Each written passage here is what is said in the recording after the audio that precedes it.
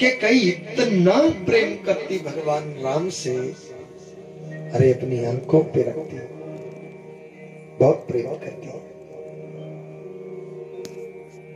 मंत्रा ने कैकेयी की बुद्धि को फेर दिया।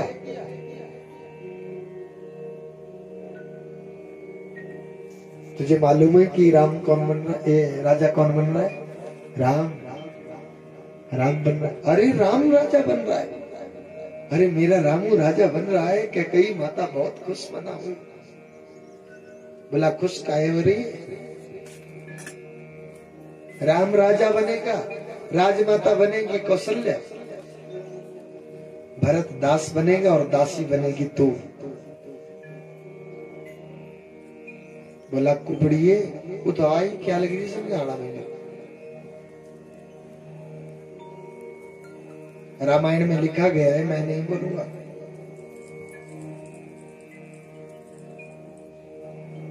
किस इस प्रवृत्ति के लोग दूसरे को हमेशा नीचा दिखाने के लिए लगे रहते हैं। बस कथा में भी 3 प्रकार के श्रोता आते हैं। एक श्रोता आते हैं जो कथा सुनने के लिए आते हैं। एक श्रोता भी आ जाते हैं कि यहाँ पे झपकी भी लग जाएगी।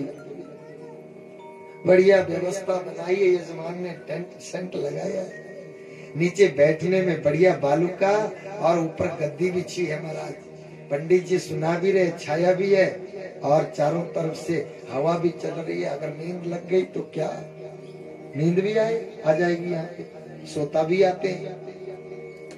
और तीसरे पे आते हैं कुरेता। कुरेता का ये काम है देखने का कि सबसे पहले आएंगे, टेंट सेंट देखेंगे कि व्यवस्था कैसे बनाई है।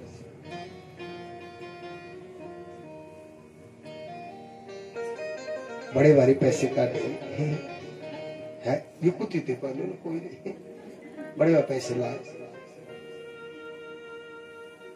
व्यवस्था पे ध्यान दे दिया। बैठने जो चलो होता सब कुछ ठीक है ना, पर पिछले भी तेरे रे गद्दे आए। उसका काम है ये, बस वो कोई ना कोई कमी निकालेगा। बस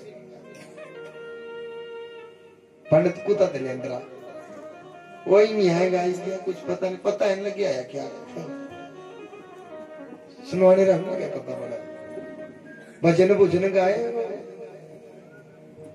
नाचे गाए, वही कथा। जो कथा सुना रहा है उसकी तरफ उसकी नजर और वो अपने दिमाग में अपने माइंड में सोचेगा। ये बैठे हैं जो 7 पुरोहित पंडित लोग आए, ये क्या कर रहे हैं, क्या किसका क्या काम है। जब यहाँ से छूट जाएगा तो वहां फंस जाएगा जा करके कि भैया धाम में ना मदरे में थोड़ा नमक ज्यादा था, बाकी तो सब ठीक था, चलो कोई बात नहीं, ख्वाहिता बस उसका वही काम है। तुम श्रोता बन करके आओ, ना हो सोता बन करके आ जाओ।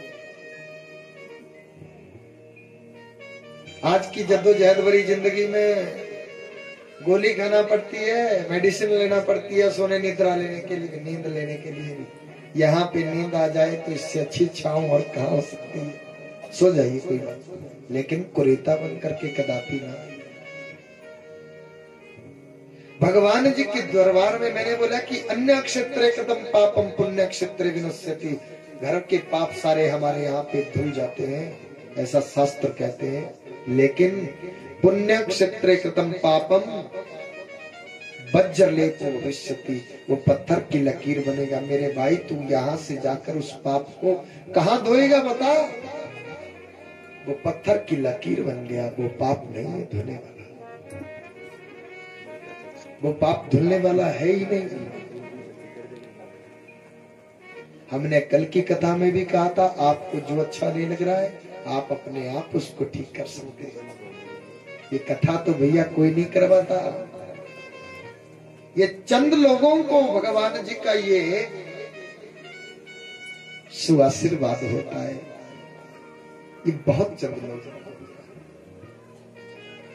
वो कुछ नहीं देखते, जिनको भगवान जी के उस राह पे चलना है वो कुछ भी नहीं देखते कि अब देखी जाएगी। बहुत से लोगों को, हम तो 115वीं कथा में, मैं अपने जीवन में 115वीं कथा कर रहा हूं, तो हमने बहुत से लोगों को यही बोलते सुना है कि भाई गुरु जी सब कुछ है ना, लोग मिलते हैं हमारे से, अब बहुत कुछ है ना घर में सब, कथा तो हम भी, अम्मा जी भी बोले कर हमसे भी कथा करवानी, पर बस छुट्टी है ना, पंगा छुट्टी नहीं मिलती। जिस भगवान ने हमें कितना समय दे करके हमें मानुष्यों ने दी, जब तेरी छुट्टी ही छुट्टी हो जाएगी फिर तेरे पास कब समय लगेगा। कुछ लोग बोलते हैं कि हमारी उम्र के लोग कि हमारा तो अभी समय नहीं हुआ है, आशे को बुढ़े हुए आ सब बुढ़ापे पर करने तीर्थ, बुढ़ापे पर सुननी ऐसा कथा। अरे मेरे भाई, तेरे को ये मालूम है कि तू बूढ़ा होएगा? तेरे पास ये सर्टिफिकेट है कि तू बूढ़ा होएगा? हो सकता है तू बूढ़ा होने से पहले ही चला जाए, फिर तेरे से तो नाम छूट गया। तू तो जैसे आया था वैसे ही चल पड़ा। भगवान श्री राम जी के लिए आज क्या होने लगा महाराज? उनका राज तिलक होने लगा। जब राज तिलक होने लगा तो माता कैकेयी की बुद्धि को फेर दिया मंत्रा ने फेर दिया बुद्धि को। बोला अच्छा, और राजा बोला शादी के समय के तेरे दो वचन भी रह गए हैं। राजा ने कहा था ना कि देवी 2 वचन मांग लो हमारे से जीवन में, क्या मांगना चाहती हो तुम? हमने कहा था कि हम तो अभी तो हमारे लिए कुछ भी नहीं, आप मिले सब मिले। बोला अब वो समय आया है, तू मांग ले। एक के बदले में अपने भरत का राज तिलक मांग ले, दूसरे के बदले में राम को वनवास मांग ले। और फिर दिया। शोक भवन में पड़ी अर्धरात्रि की बेला पे राजा दशरथ ढूंढ रहे कि मझली रानी कहाँ है, और जाकर के शोक भवन में जाकर के महाराज गिर पड़ी है। गोस्वामी तुलसीदास जी कहते हैं कि आज कैकेयी ऐसे पड़ी है जैसे कि बोला नागिन डंस लगाने के लिए खड़ी हो। राजा दशरथ आए, बोला देवी हम आपसे एक बात कहना चाहते हैं। बोला प्रभु कहो, और हम भी आपसे एक बात कहना चाहते हैं। बोला क्या?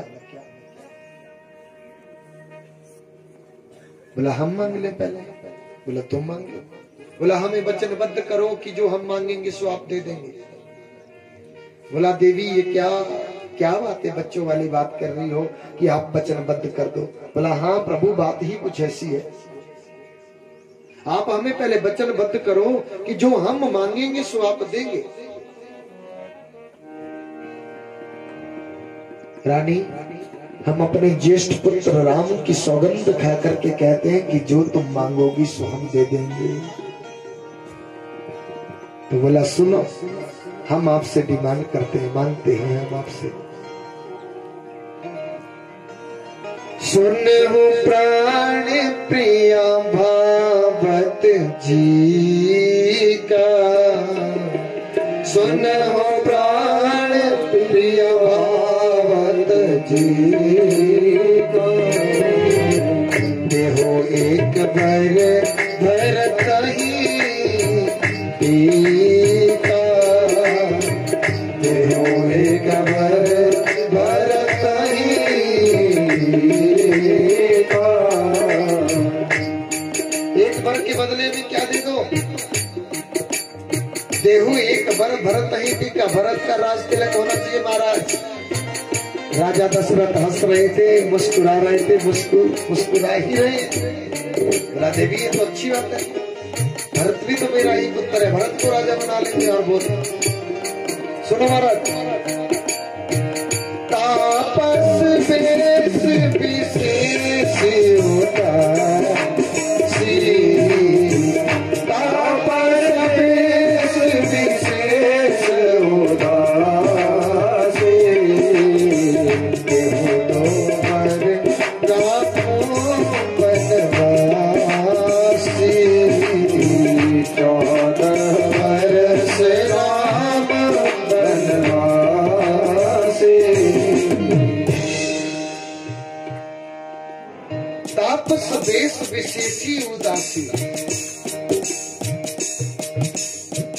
देहु अरे तपस्वियों की वेशभूषा में और चेहरे पे उदासीन चेहरा लेकर के 14 वर्ष राम बनवासी 14 वर्ष राम बनवासी।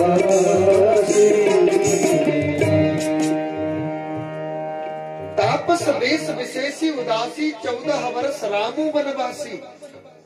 अरे भरत का राज तिलक और राम जी के लिए, राम के लिए 14 वर्ष का वनवास मांग रहे हैं हम आपसे। रानी हंसते हंसते राजा दशरथ कह दे, बोला देवी राम ने क्या बिगाड़ा है तेरा? मजाक की हद होती है, मजाक मत करो। ना महाराज, मैं मजाक नहीं कर रही। राम को नहीं भेजेंगे, राम में मेरे प्राण बसते हैं देवी। और एक बात सुन, अगर तुम नहीं मानी ना तो ऐसा समझ लो कि तुम अपने माथे से इस सिंदूर को अपने हाथों से मिटा रही हो। राम नहीं रहेगा तो मैं जिंदा नहीं रहूंगा। राम को भेज देगी तो मैं जिंदा नहीं रहूंगा। नहीं, मैं नहीं भेजूंगा राम को। महाराज रघुकुल की रीति है, देख लो। रघुकुल रीत सदा चली आई, रघुकुल रीत सदा चली आई। प्राण जाई बरु बची जाई, प्राण जाई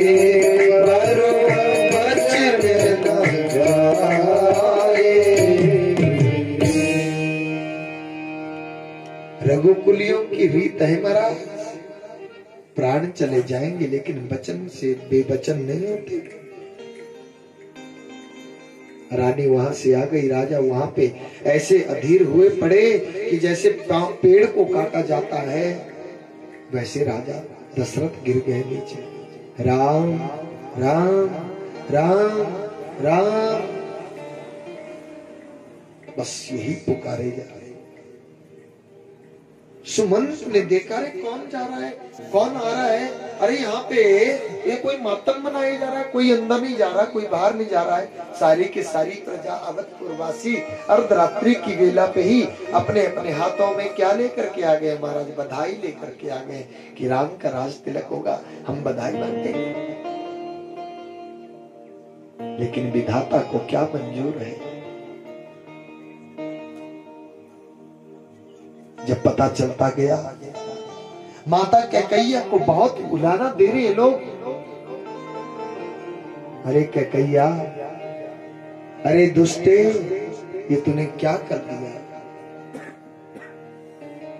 राम जैसे पुत्र को तूने 14 वर्ष का वनवास मांग लिया। कैकैया जुल्म के माया तूने बन को भेज दिए श्री रे मैया। जुल्म माया तो बन को भेज दिए बन को भेज दिए श्री राम, बन को भेज दिए श्री राम, बन को भेज दिए श्री राम, बन को भेज दिए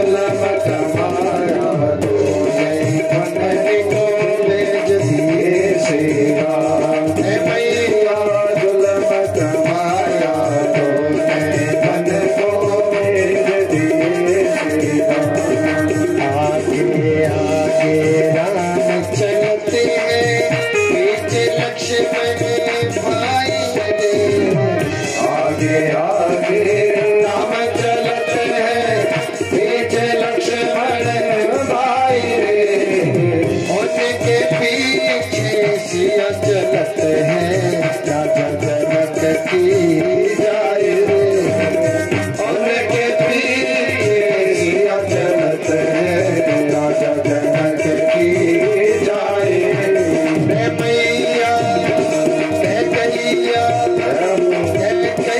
जुलम कमाया सोने बने दो तेज दिए शेरा मैया जुलम कमाया सोने बने दो तेज दिए शेरा। बहुत दुलाना लगाया भगवान जी। अरे सुमंत जी गए जब उनको देखा राजा दशरथ को, इनकी बहुत दयनीय दशा है, बहुत दयनीय दशा है राजा दशरथ की।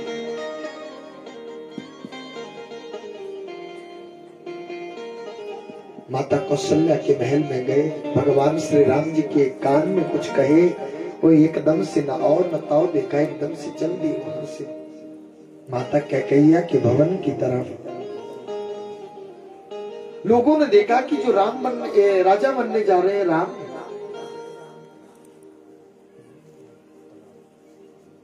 तो ये बिल्कुल नंगे पांव जा रहे हैं एक दूसरे महल को। और भगवान श्री राम जी जाकर के जब अपने पिता के पास पहुंचे, राम राम दयनीय दशा को देखा, भगवान जी ने पिता के सर को अपनी गोदी में धर लिया। बोला नहीं जा रहा कुछ, गला अवरुद्ध हो गया है। राम बस ऐसे इशारा कर रहे हैं कि भाई नहीं जाना है।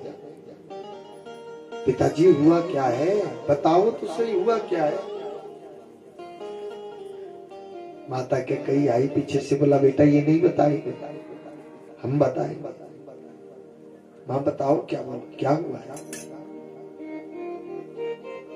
बोला बेटा हमने यहाँ का राज्य भरत के लिए मांगा है और तुम्हारे लिए हमने वन का राज्य मांगा है 14 वर्ष तक। भगवान जी मुस्कुराए, मेरे प्रभु मुस्कुराए। बोला पिताश्री, बोला और तुम्हारे पिता ने ये वचनबद्ध हो करके ये हमने इनसे वर मांगा है। बोला पिताजी तो आप क्यों इतने अधीर हुए? 14 वर्ष यूं तो व्यतीत हो जाते हैं ना, हम यूं जाएंगे यूं आएंगे। राम मना किया जाता। भगवान जी ने बहुत ढाढ़स बंधवाया, वहां से आए माता कौशल्या के महल में। माता कौशल्या माता सीता को कह रही है कि बेटा जल्दी कर लो ना, जल्दी से तैयार हो जाओ, गुरुजी आते ही होंगे, पूजा की तैयारी करनी है, सब ज्वेलरी सब गहने अपने पहन ले मेरा पुत्र। माता ने सब गहने पहन के रखे, तैयार होकर के बैठी है कि गुरुजी आते ही होंगे, हमें पूजा में बैठना है।